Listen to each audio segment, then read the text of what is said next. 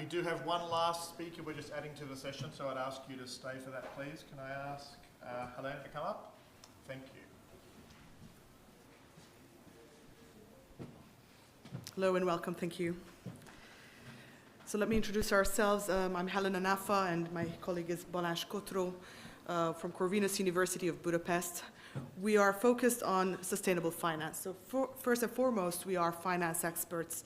We've worked in the banking and the investment industries for many years, and we have a research center in Budapest where we want to uncover what are the ways where sustainable finance can be used as a tool to mitigate biodiversity risk, and how is biodiversity loss impacting both the industry and the financial sector as a whole. Well, having learned from the financial crisis, and just let me ask the audience, because I know we are a very diverse audience, people coming from different disciplines, so who was impacted by the global financial crisis that started in 2007 and 2008? Just a raise of hands. Okay, so for the internet audience, I can tell you just a few number of hands were raised. So probably this was one of the most impactful crises that transferred from Wall Street to Main Street and impacted the global economy. And from there we learned that the interconnectivity of the network of financial markets is what caused these ripple effects. And we see a similar pattern happening now with biodiversity loss impacting different ecosystem services that in turn impact very different sectors that are intertwined in the economy. And we want to understand how that ripple effect can become systemic risk in the financial system. So this is where we come from. We heard presentations in the last 2 days about SIA, which is a concept about linking ecosystem services, their benefits, to different sectors. So this is our starting point to understand which of the sectors in the economy are dependent on ecosystem services, and the other way around, we're looking at what's the impact of different economic sectors and how their operation is either adversely or positively impacting the natural environment. And we are looking for the medium of transfer of risk. So we believe that the financial markets are one medium of transfer for risk. The other one is trade. So we start our research with trade data. The inspiration really came from a project that we are starting in April.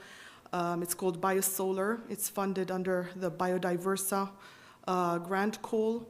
And the idea was that some of the companies that are sourcing their electricity were interested in not only having clean electricity, so not just solar power electricity, but they were interested in what's the biodiversity impact of those solar farms that are producing the electricity.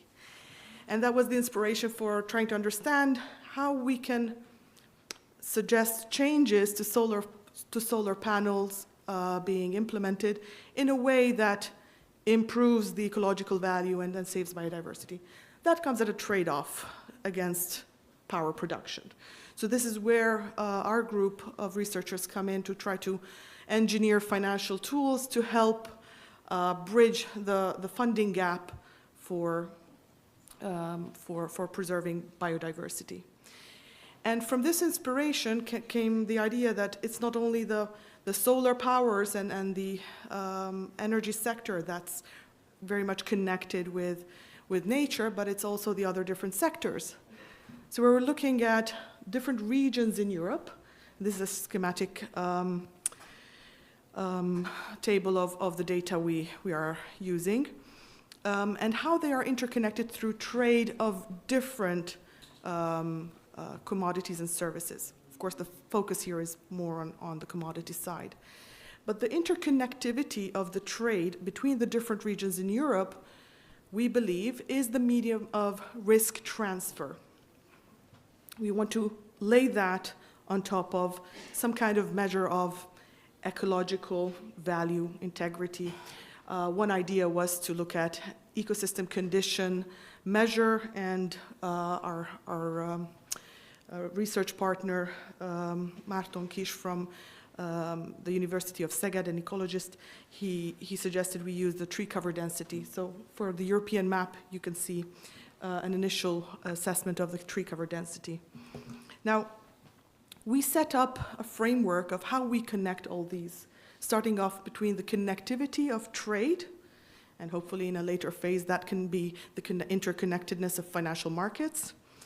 That translates to industries being involved, and they have, as one of the previous presenters explained, they have a dependency on specific ecosystem services, and to assess the conditions of those ecosystem services, we're able to give an assessment of whether there's a deterioration in that ecosystem service and how that gets, that risk is also transferred across different regions.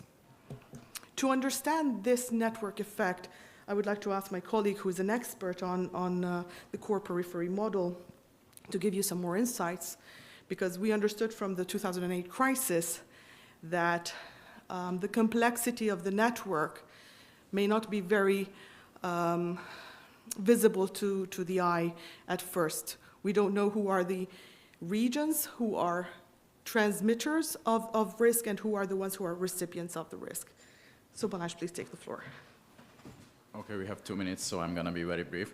So on these layers, you can see there are different numbers, but all of the numbers are represented on each layer, and they stand for a particular region in Europe. For example, think about Lazio that we are right now, and let's say on the first layer, it's in the core, denoted by red shading, and the second one, it's yellow, so meaning it's in the periphery. So that means think about these layers, think about them as industries. So first, let's say agricultural industry, second one is mining, third one whatsoever that comes to your mind. So we have these data amongst these industries on NUTS 2 region level in Europe. So first one, there's going to be on the core, and second one, there's going to be on the periphery.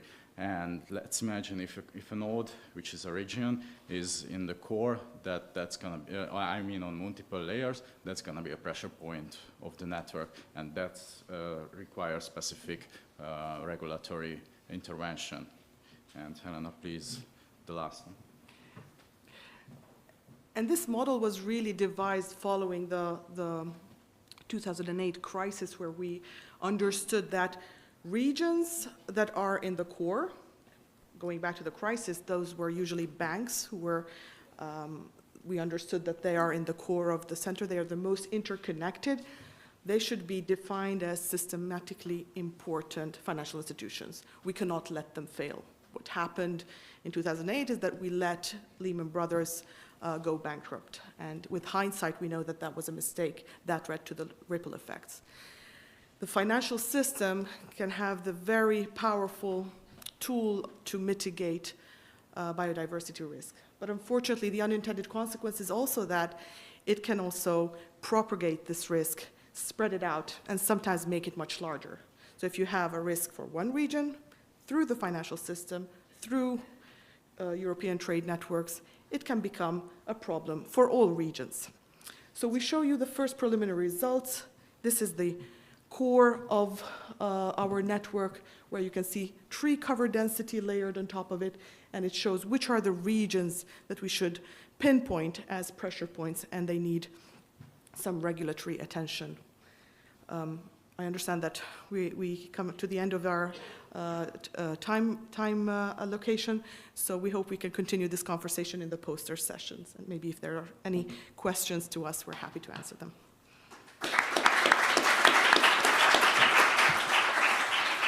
We've got time for one quick question.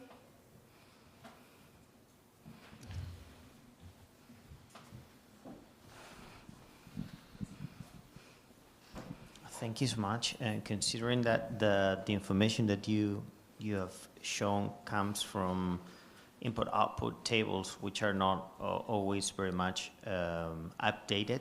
To what extent could be this exercise be updated in a more detailed way, or in a yearly basis, or in a...